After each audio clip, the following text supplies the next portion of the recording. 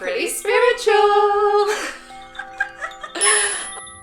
Have you ever had a moment that feels a little more than a coincidence? In spirituality, a lot of us believe that we are always receiving guidance through messages, signs, and intuition. But what are spirit guides and how do people recognize spiritual guidance? Today we're going to be exploring what spirit guides are, how you can experience and connect with them, and how to start recognizing the guidance that's all around you. Hi, I'm Shay. And I'm Amy. And welcome back to another episode of Pretty Spiritual. So, Hun, what are spirit guides? So, spirit guides can mean so many different things to so many different people. But if I was to summarise what is a spirit guides are light beings that are operating in a different realm to us, and they can look like archangels, angels, ascended masters, ancestral guides, animals, our higher self. There are so many different types of spirit guides, and some people will resonate with some and not with others.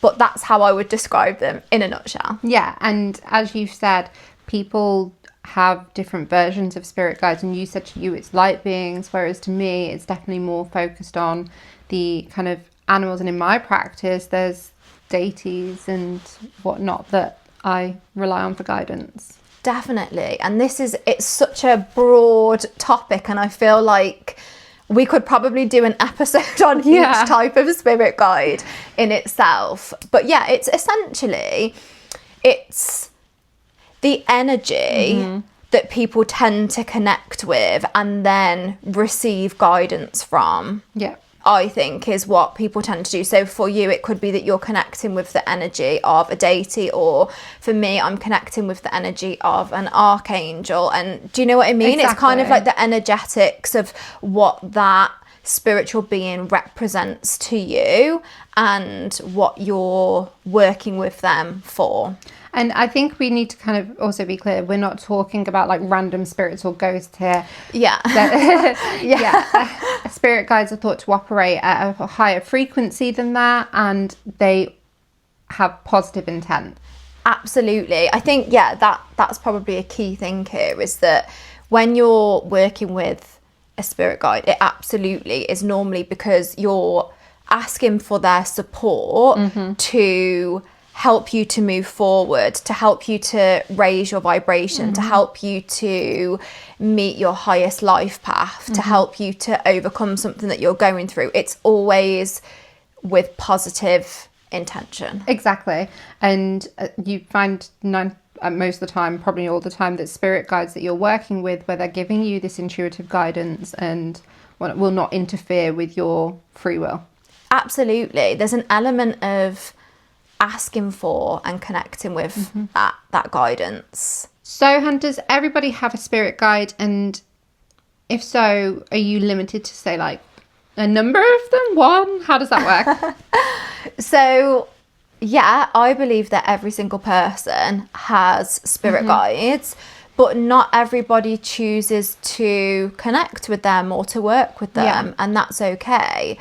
But yeah, I genuinely believe that everybody does have spirit guides. And as we've mentioned, guides can come in many different forms.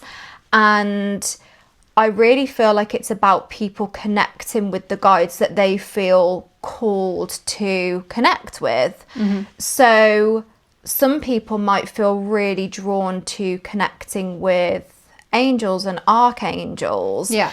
And anybody can connect with, it's my belief that anybody can connect with angels and anybody can connect with archangels.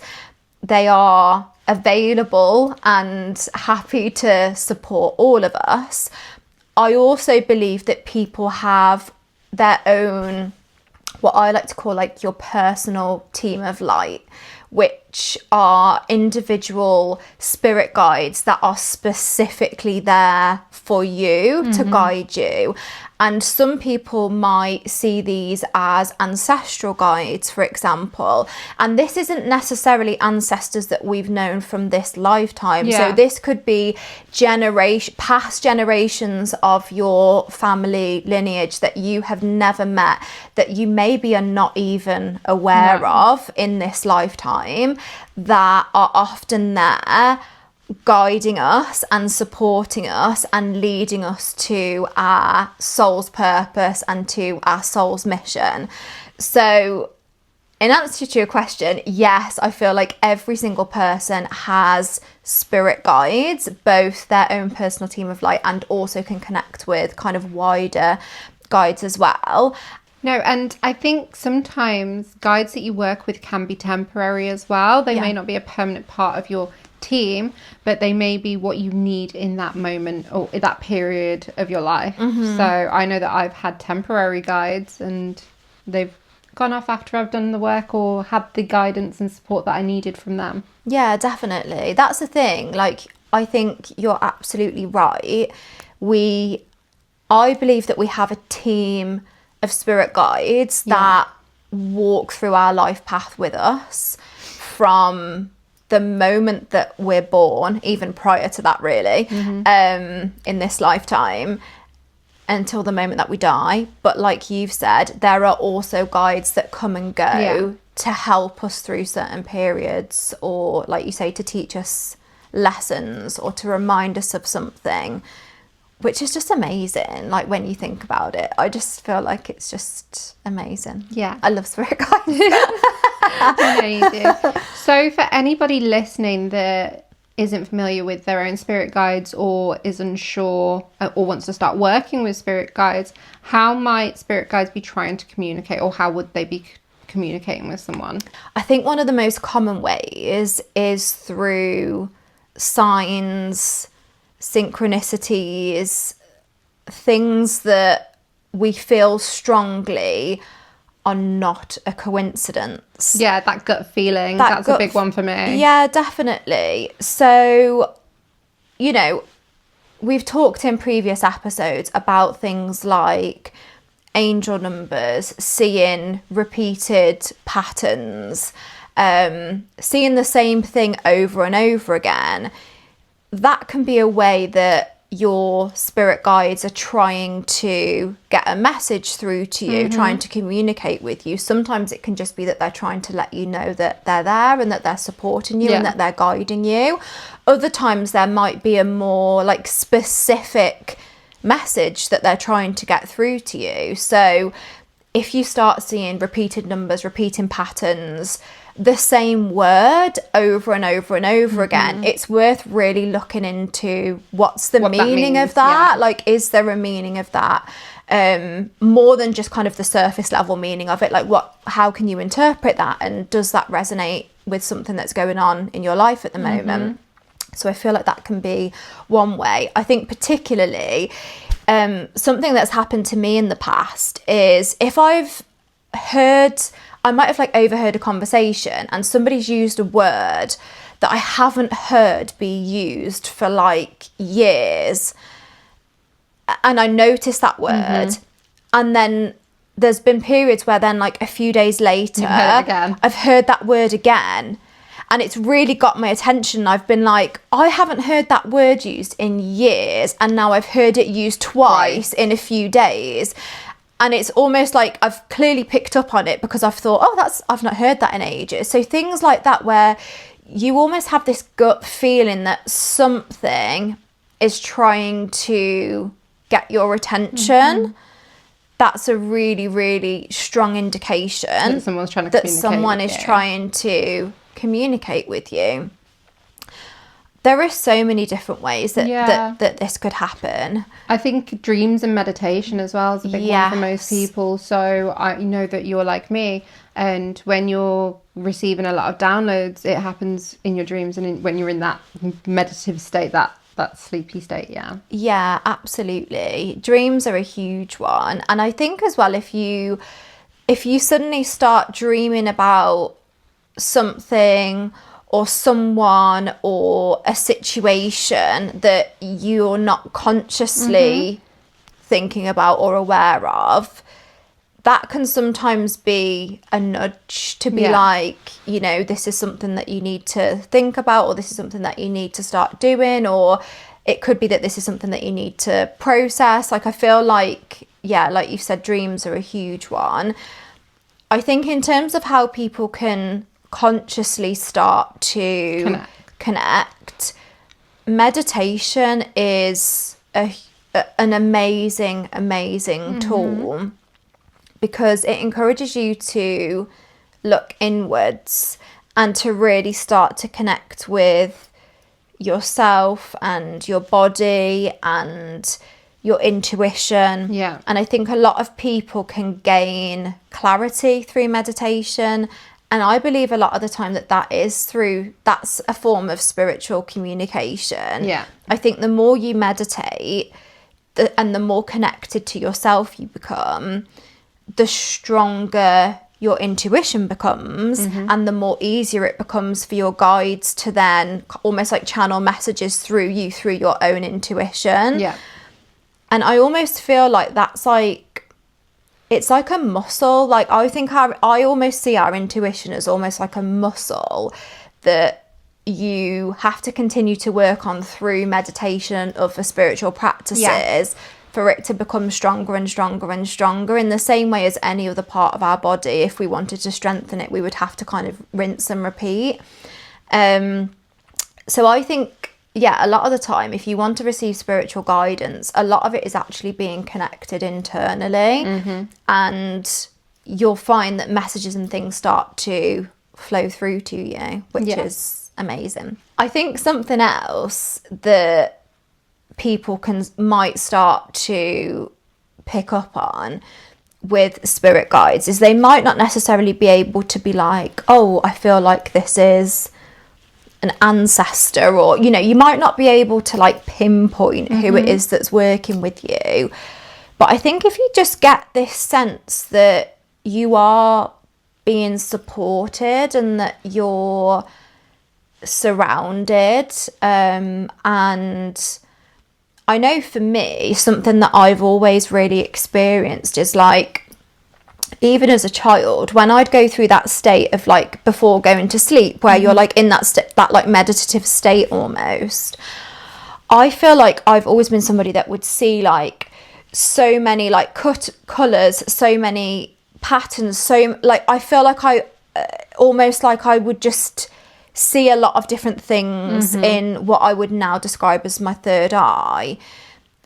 But it wouldn't just be like I was seeing things, it would almost be like I was sensing things as well. I was sensing that I wasn't alone, I was protected, I was guided. And I think if you have that sense, again, that can be your like guides. if you sense the energy shift in a room, or you feel like a presence in some way, or like a gentle nudge when you're making like a decision, like someone's there with you, it can just be, like you said, that sense of presence. Yeah, definitely. I think one of the things that I want to talk about as well is people do this thing where their algorithm on social media will be showing them the same sort of videos, or like the same thing of something that's going on in their life. I think it's very, very important not to mistake that sometimes for spiritual guidance, because people will be like, oh, this showing up on my For You page at the right time. Obviously, our phones work on an algorithm. If you're looking for that kind of content, or you're speaking about that kind of thing and your phone picks up on it, you're going to see a constant synchronicity in the videos that you're seeing. And it is fun to be like, oh my gosh, I was just thinking about that. But I think don't mistake that sometimes with receiving signs. I think if someone wants to start working with spiritual guides, really come away from like the social media aspect of it and sit with yourself and connect naturally with these to receive the guidance. Definitely. I think, I mean, I'm guilty of it, mistaking what's coming up on my social media as a sign, and it's like, no, it's just I've been looking at videos about that. So yeah, definitely. I try that all the time with my husband, where I'm like, oh my god, like I've just seen this holiday to Hawaii, it's a sign, we need to book. He's like, no. I wondered why I was getting loads of Florida posts. It's because somebody had been looking at Florida posts on our TikTok. Guilty. But it's right, it does pop up, and it's like, at the moment, I'm getting loads of stuff about a book series I'm reading called Throne of Glass. And it's like, why do I keep seeing this? This is breaking my heart. And it's like, because I'm literally talking about it to people and looking at videos about it. And so definitely, like, use your discernment when it comes to messages and signs and things like that. I think something else that people might start, like something else that people can tune into as well, like you mentioned about animal guides, and I think, you know, there might be certain animals that, like, we all have animals that we love, certain animals that we feel drawn to, and sometimes it can be as simple as like really looking into the things that you feel drawn to, like animals, and understanding what they represent spiritually, and almost being like, you know, could it be that I've got a connection with a specific animal guide? Or for example, you could be somebody that feels really drawn to stags. You could be somebody that sees stags really often, which are quite a unique animal. Like in the UK, you don't really see them that often. If you feel like you're somebody that wherever you go, you literally see a stag, I would be looking into that and being like, could a stag be one of my animal guides? Do I need to look into this? Yeah, so it's things like that as well. And learning more about the different types of spirit guides as well. So when it comes to the archangels, I like calling on certain archangels when I'm going through certain different things in my life, and I connect with the energy of them, and I will ask them for specific guidance or for specific protection when I feel like I need it. So if you're somebody that wants to learn more about archangels or different types of guides, do your research, and you know, you might have like aha moments where you're like, I now reflect on this period of my life, and at that time I felt like I was getting like this specific guidance or this specific protection, and actually now that I've learned about the archangels or different deities or specific types of guides, I'm actually thinking maybe I was being guided or connected by this person, but at the time you didn't like make that connection, and that's okay as well. You don't always have to know. I think when we talk about deities, and that's obviously specific to, like, I'm speaking specifically to witchcraft as well, people will say, I want to work with this deity, and it's like, how do I get, a lot of the time I see questions in my like inbox, how can I start working with this deity? And social media can make working with certain deities look really fun and attractive, and it's a little bit annoying because I think when something looks like a trend, it's not necessarily right for certain people. My advice would be, if you want to start working with a specific deity, or you don't know what deity but you do, research the deities. Look at who you feel like you gel with the most. And you also want to read about what it takes to work with them, so offerings and things like that. And is this deity really suitable for what you're wanting to ask support with? I think that's a really, really important element of it, that research, and not just working with one because it looks cool on the internet, but making sure that the support you're asking for is what you need. Yeah, definitely. And I think something that I would always be asking, like, whenever I connect with any guide, whether it's one of my kind of team of light, as I like to call them, or whether I was going to be working with a deity or anybody, is, you know, you set the intention that they're working with you for your highest good and for your purest good. And I think something that I wanted to mention as well is that I think before I really understood spirituality, when I, you know, and really early on in my journey, there were lots of things that I found quite scary and quite overwhelming. And I think it's because there can be a lot of misinformation, and there can be a lot of fear mongering about certain aspects. And I'm not saying that you don't need to be careful, because you do, you know, protection and, being really considered and conscious before you start connecting with any kind of spirit guides, like, is an absolute priority. But I also think that if you're doing things for the highest good with the highest intention of you and your space and wherever else you are, whoever else you're working with guides for, like, I just feel like you don't need to operate from a place of fear. No. And I do think there's a lot of misinformation about that. And I think if you were to connect with a guide and you were to feel a presence and you were like, I'm not sure, you can literally be like, are you here for my purest guide, for my purest intention? Are you here for my highest good? If you're not, I want you to leave. Yeah. We have the power and the control to be able to kind of do that. And I think that that's something that's not really talked about enough. And I feel like in the beginning of my journey that hindered me quite a lot, because I was quite scared of lots of different things, of like, well, what if this happens and what if that happens? Whereas as long as you're really on it with your spiritual protection, our guides are there to help us. Yeah, I agree. So I think that's important. So if somebody listening wanted to ask for more spiritual guidance, what could they do? Literally ask for it. That's simple. It's as simple as that. If you want more guidance, if you want your spirit guides to communicate with you, to give you signs, ask them for it. Give them permission to intervene and to place you on your highest timeline and to send you guidance, to send you signs. You can even be so specific as asking for really specific signs.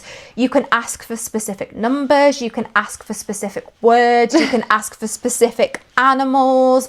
Honestly, you can, and they will always communicate. You just have to keep your eyes open, be aware of your surroundings, and don't always take things as literal. So for example, if you were like, I want to see a peacock, that's the first thing that just sprung into my head.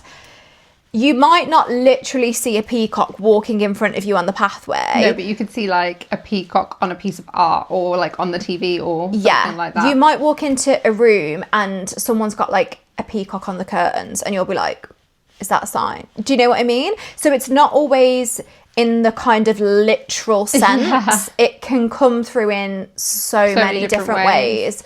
But yeah, literally ask for it. That's would be my recommendation. It's so funny because I ask for spiritual guidance in the morning when I'm driving to work. And because I get to the junction outside my house and I can either go left or I can go right to get to work. And one of them will usually be backed up with traffic, but I never know which because you just don't know. And I will ask for guidance on which way shall I go when I get to this junction. And I get this like gut feel of which one to go for. I've actually tested ignoring the gut feel. Really? Before. And yeah. I would say don't ignore the gut feels. And I'm like, okay, yeah, you told me, I didn't listen. So I wanted to test it out to see if I would hit traffic, and I did. Yeah.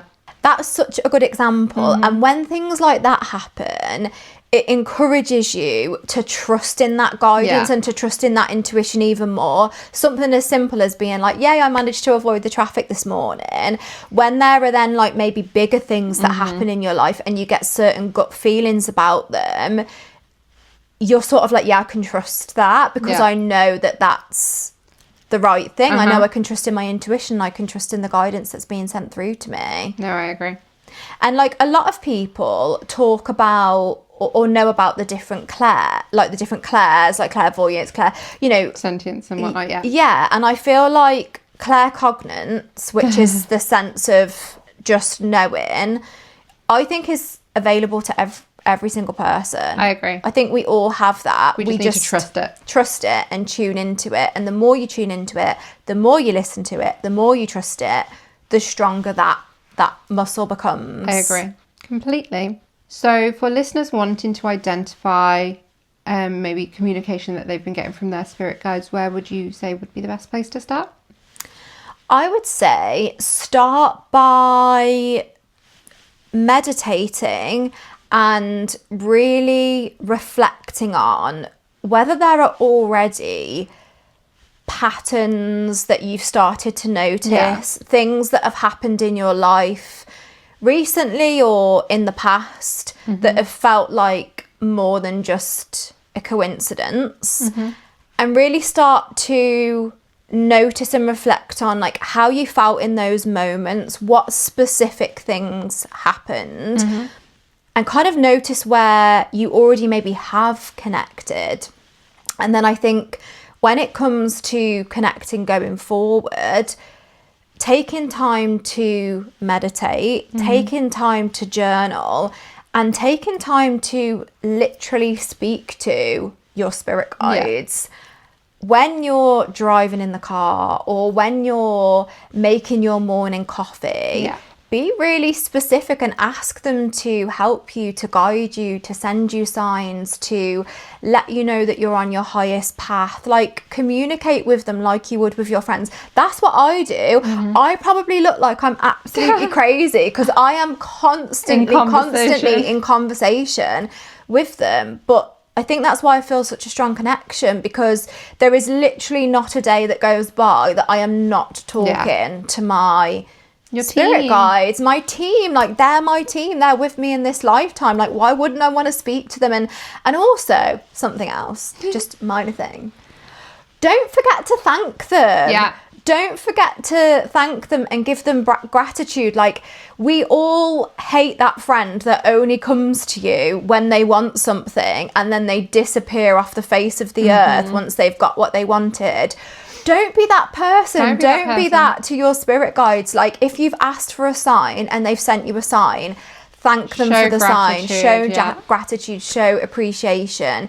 If you've, been recently taught a lesson, thank them for helping you to learn that lesson or to see that situation clearly. Like, don't just only ask them for stuff. Make sure that you're showing good manners and being genuinely grateful, because it is really amazing to have a team of spirit guides that you can work with and to be walking through this life with people that want you to be on your highest life path. Like, how amazing is that? Thank you so much for joining us on another episode of Pretty Spiritual. If you've enjoyed hanging out with us, then don't forget to like, subscribe and follow along on our platforms to be the first to receive any updates. We hope to see you next Tuesday, the 18th of August, for another episode of Pretty Spiritual. Pretty Spiritual.